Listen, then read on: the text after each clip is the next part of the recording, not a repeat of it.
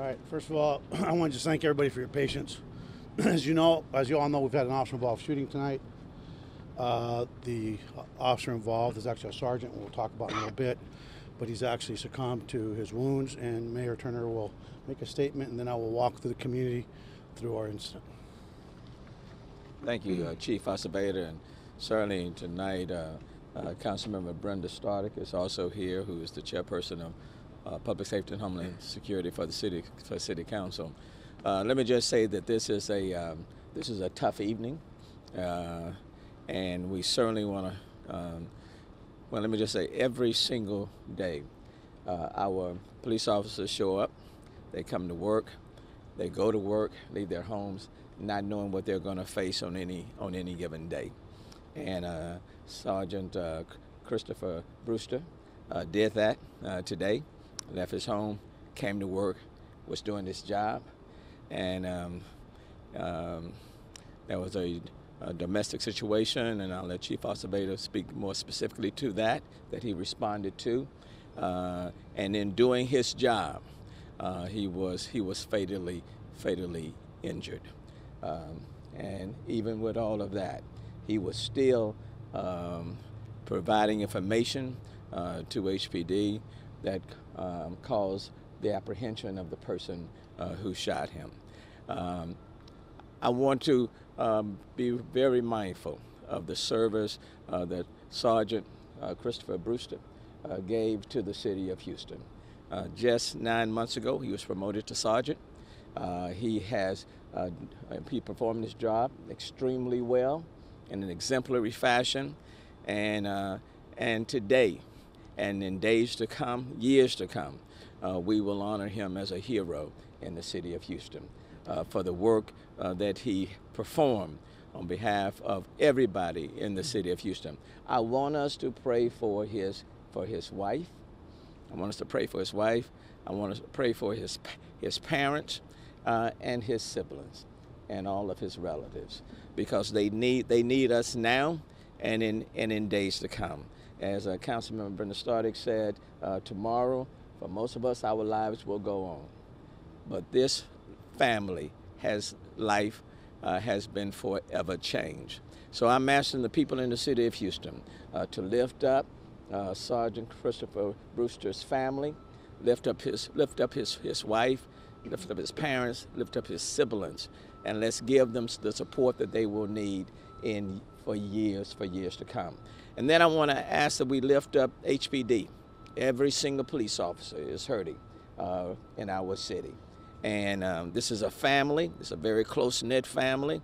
And so I'm asking us to lift them up. I do want to acknowledge the work of EMS, the Houston Fire Department.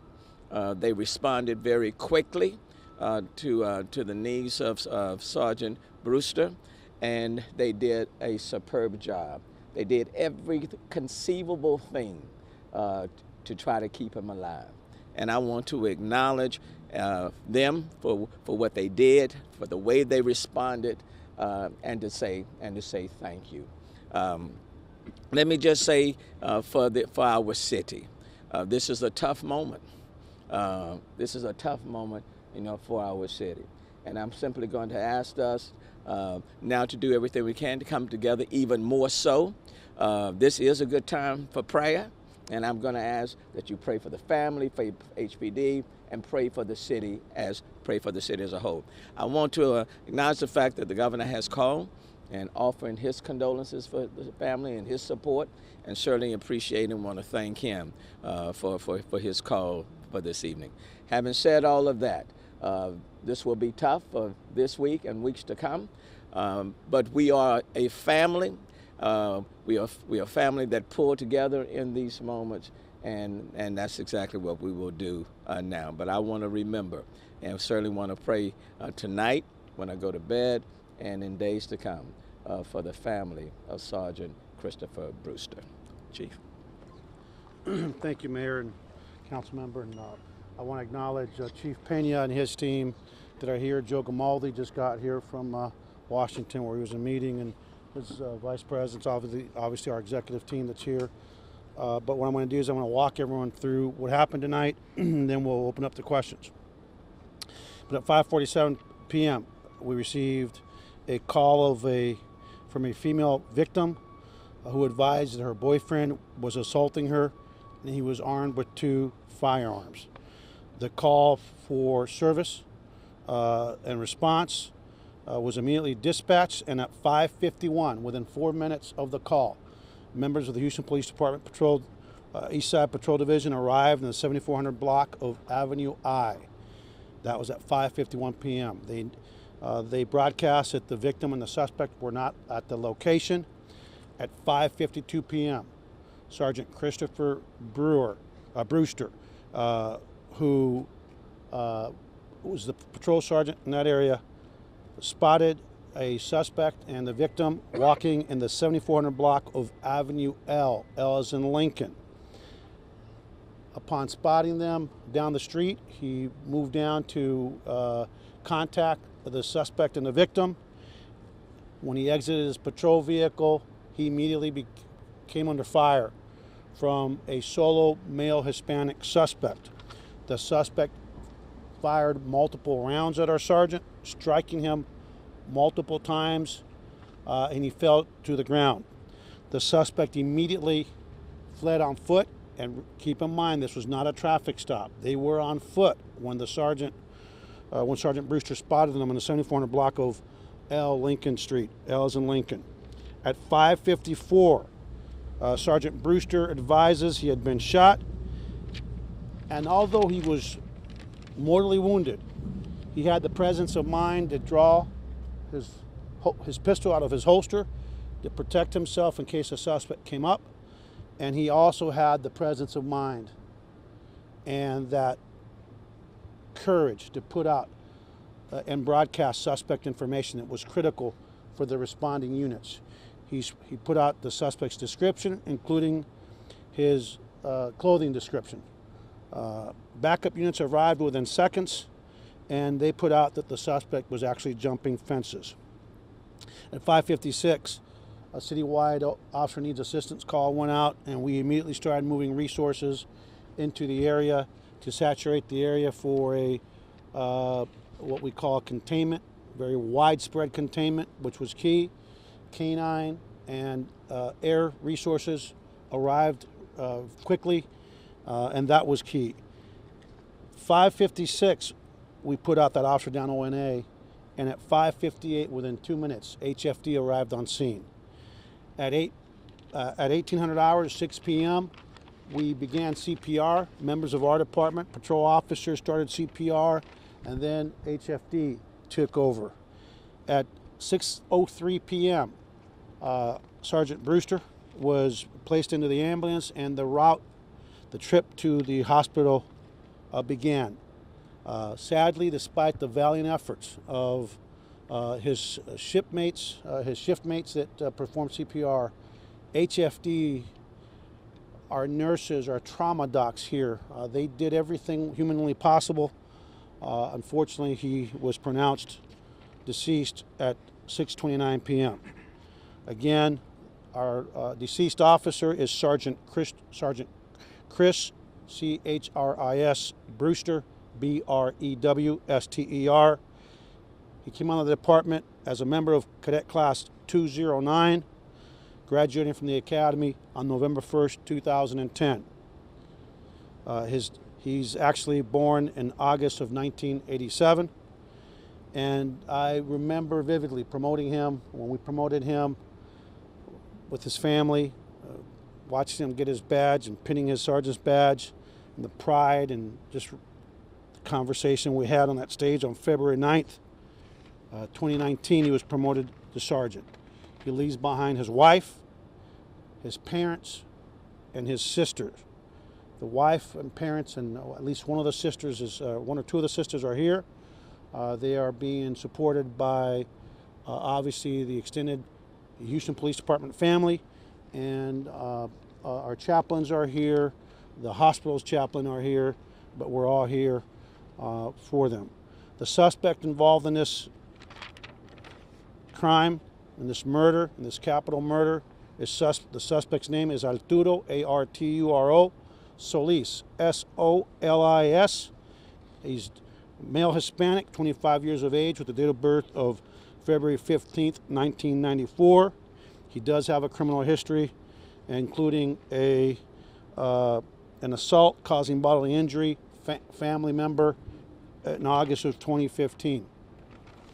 I want to again acknowledge, obviously, the mayor for always being here for us, for actually leading us in prayer, which is very important to this department in this community. We're a department where the majority of us are people of faith. I really want to thank Chief Pena and his team. They did a phenomenal job. They're hurting. You know, when we become police officers and first responders, we think we can save everybody. I really want to thank the team here at Herman. You know, they couldn't save this one, but no one could have. If you can't be saved at Herman or at Ben Taub, you're not going to get saved anywhere. You know, I would just ask them to do any what ifs, because we know there are no what ifs in this case. Everyone.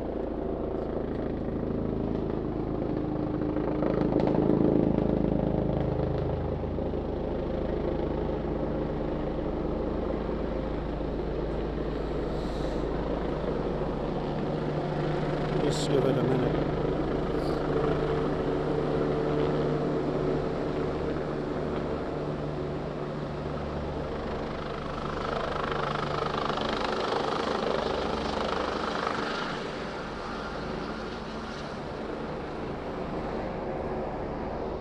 Everyone did their very best, and if he was going to be saved, there's going to be here. Moving forward, I've talked to the governor, the mayor and I have. I want to thank the governor for reaching out, and Steve McCraw and all of my colleagues here in Harris County. But the investigation is ongoing. I've talked to Kim Ogg. The entire incident has been captured on body-worn camera, and what people will see is a coward that took the life of a hero, that responded to help his officers, leading from the front, which is what we talk about the Houston Police Department on a regular basis. Before I turn it over for questions, I'd like to, just for our Spanish community, the East Side's a heavily Spanish community, and I know that they're hurting as well, like the extended community is. So I will say it in Spanish real quick, do a briefing, then we'll go into questions. A las 5, desgraciadamente, como el alcalde dijo, hoy estamos aquí para anunciar que uno de esos oficiales, el sargento Chris Brewster, falleció. Fue atacado esta noche por un sospechoso de un hombre de 25 años hispano, Arturo Solis, de 25 años, que estaba abusando con su novia. La novia llamó a la departamento de policía a las 5:47 p.m. Nos dijo que su novio la estaba abusando y llamó por ayuda. También nos dijo que estaba armado con 2 armas de fuego. A las 5:51 p.m. el primer unidad de patrulla llegó a la casa en el 7400 bloque de la avenida I. A las 5:52 p.m. El sargento que falleció reportó que había encontrado al sospechoso caminando con la víctima en la 7400 bloque de la avenida L. A las 5:54, el momento que el sargento llegó a donde estaba el sospechoso, salió de su patrulla. Inmediatamente el sospechoso Arturo Solis disparó varios tiros al sargento, dándole varios balazos en su cuerpo. Inmediatamente llegaron otras unidades del departamento de policía de la patrulla, y el sargento, aunque había estado con unos heridos con varios balazos, inmediatamente cuando llegó al piso puso en el radio la descripción del sospechoso. Esto fue muy importante, y que había estado herido. A las 5:56 p.m. Pusimos en la ciudad completa que había un oficial que había estado tiroteado, y a las 5:58 p.m. del departamento de los bomberos llegaron a la escena. Inmediatamente empezaron a darle auxilio médico, y a como a las 6 p.m. empezaron a darle CPR. Nuestros oficiales le dieron CPR al sargento Brewster, y después los bomberos de Houston dieron CPR. A las 6:03 p.m. la ambulancia salió por aquí, para el hospital atrás de nosotros, Herman Memorial, y desgraciadamente el oficial el sargento Chris Brewster falleció a las 6:29 p.m. El sargento Brewster lleva en el departamento, se graduó de la academia el noviembre 1 de 2010 en la clase de cadete 209. Nació en el agosto del 1987, así que tiene como agosto del 87, tiene como 32 años de edad. El día 9 de febrero le demos su promoción a sargento. Me acuerdo el orgullo que él y su familia tenían esa tarde. Está sobrevivido por su esposa, sus hermanas y sus papás, su mamá y su papá, que están aquí con nosotros. Le pedimos a la comunidad que por favor oraciones para nuestros oficiales, la familia Brewster, nuestros oficiales, nuestro departamento, nuestra comunidad.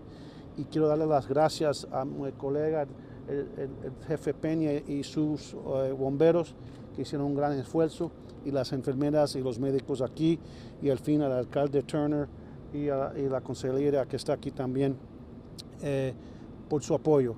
Pero vamos a seguir adelante porque eso es lo que hacemos. And I will just say in closing before we open the questions that we're the Houston Police Department. Just like when we lost Sergeant Perez, we pause, we pray, and we drive forward. We drive forward. Those officers knew that their sergeant was taken away. They knew he was wounded gravely, in grave condition, and they didn't stop. They didn't stop. They set up their containment. They followed their training. They utilized their tactics, and because of the mindset of Sergeant Brewster, who did not want one of his troops that he knew were in that area, he wanted them to know who the suspect, what he looked like, so they don't get ambushed by this person. Thanks to his efforts and all of the units that responded, we were able to capture the suspect at a school in the open area. He was armed with a semi-automatic pistol. We are looking for a second pistol. ATF has responded with bloodhounds, and we would ask the community in that area where the suspect was running through yards, please try to stay indoors until we clear the area, because we don't want to throw off the bloodhounds. Again, everything was captured on body-worn camera, and the investigation continues from here. With that, I will open up to any questions. Chief, Mr. Mayor, you're probably both, if not the two most outspoken people I know. Tonight, give us your honest reaction to this. Like, your emotion, your anger, Well, you know what? Let me tell you something. Tonight we're going to make it about Sergeant Brewster. There's going to be plenty of time. You'll know I have a lot to say because I've already said a lot, but not tonight. I've lost a sergeant. We've lost a friend. We've lost a husband. We've lost a son. We've lost a brother. Tonight, we're going to talk is about him. There's nothing I can say that you haven't already heard, and we're not going to make it about that tonight. Chief, condolences on the loss to your Thank you. department. Describe when you heard what he did after being shot and alerting everyone else. How pivotal was that in this entire sequence? It was critical. I mean, you know, to be able to actually, and I know where his wounds are. They were bad. To be able to actually have that mindset, to keep his wits about him. That's a guy that's leading, man. I mean, there's two types of sergeants: those that like to sit in the office drinking coffee and reading the paper, and those that like to lead. And I've always said it in 34 years. It is never that person that's not a worker that ends up getting themselves killed. It's the worker. So for those that would say, why do you always call your officers heroes that get killed? It's because the truth is, it's the best of the best. The best of the best are the ones that get killed, because they're the ones that don't wait for the officers to call when you're a sergeant. They're the ones that are out there. And so I take pride in knowing my people. I knew him. And I'm not surprised, A, that he was there, B, that he was leading, and C, that he was able to put out information so our people were able to capture the suspect. Did you want to add something, Mayor, on that? Okay. Chief, you said when you promoted him in February, Yeah. he stuck out in your mind. What was it? just like those promotional exams, when you decide to promote what you're saying is I'm willing not just be responsible for myself. I'm willing not just be responsible for the community we serve. I'm willing to be responsible for those that I'm going to lead. And when I walked in that hospital and saw, just seeing him, Matt Slinkard sent me a picture already of the day that we promoted him. And I remember the joy, the conversations we have with them on the stage. And now here, less than a year later, now he's gone because of a coward. And if you want to know, I'm angry, but I'm not going to let it get to me tonight. I've already cried. I'll cry later.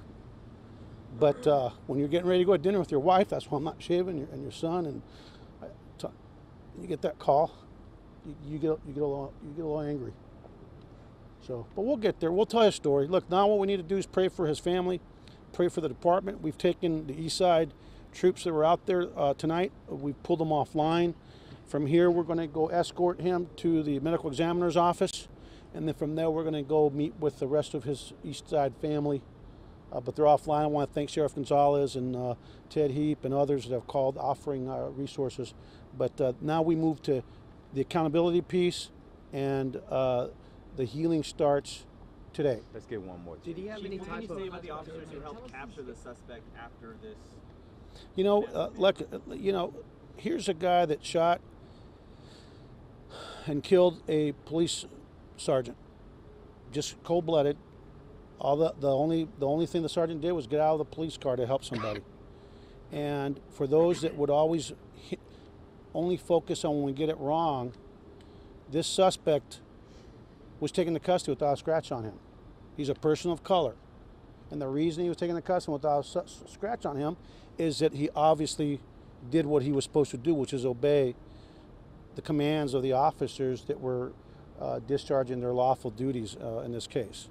And so it's another instance because we always focus on the times that things go wrong, but again, here's a pretty bad actor that committed a capital offense, and he doesn't have a scratch on him because it speaks to the professionalism, the training, the commitment of the vast majority, the very vast majority of our men and women.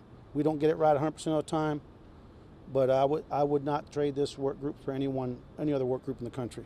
Chief, was the ammunition? She's okay. I've talked to her. She's okay. She's been cooperative with us in our investigation, and thankfully she's okay. But again, this guy in August of, August of 2015, he has a prior in his criminal history for assault causing bodily injury, family violence. So I don't know if she's the victim or not, but that'll be part of our investigation. A couple more questions. We need to get him to the ME's office, and then we need to get to the East Side so we can get with the rest of his family, HPD family in East Side. Did the perp have the type of ammunition that could penetrate? I don't know. We have no idea. It's a semi-automatic pistol. One more question. Well, that's between me and the officers. But I can just tell you that. To your department. I would send out a message later. But what we do in these circumstances, like we did with Sergeant Perez, is that we pause, and then we move forward. That's what we do. We're the Houston Police Department, and what we lack in anything, we make up for grit. We make up with grit, with courage, with commitment, and with a commitment to one another. And so with that, I'm going to close by saying again, please pray for Chris Brewster by name tonight if you're a person of faith. Pray for his family. Pray for his HPD extended family. And pray for everyone whose hands touched him tonight, from the officers that were trying to save him, our firefighters, paramedics who are trying to save him, our nurses, our trauma docs. People think this doesn't affect everybody, but it does. The dispatchers that were listening to the calls, people calling out commands. You can imagine the radio traffic that's going on when these things. Please pray for everyone that's touched by this. So with that, to the community, thank you for supporting us. Thank you, Mayor, and I think we're gonna get him out of here. No, let me just say he was not wearing a vest, but I'm gonna be real clear. I've been in there. I've seen the body. The vest, unfortunately, in this case, the wound that killed that appears to have been the wound that would have killed him would not have been stopped by the vest. It was too high right around this area. So that would not have made a difference in this case. Thank y'all. Okay? Thank you, everybody. Sí, tenía armas de fuego semiautomáticas, pistolas. Tenemos una de las armas de fuego que encontramos con él. Estamos buscando otra arma de fuego. Por favor, si está en esa área, no esté en sus patios porque tenemos perros que están entrenados especialmente para encontrar las armas de fuego. Let me just add also that a house was struck by this guy's gunfire. Thank God nobody was hurt in that house. A civilian was hurt, and this patrol car was struck by the gunfire. But we're very fortunate that the hero that went there is the only one that was hurt tonight. So thank you very much.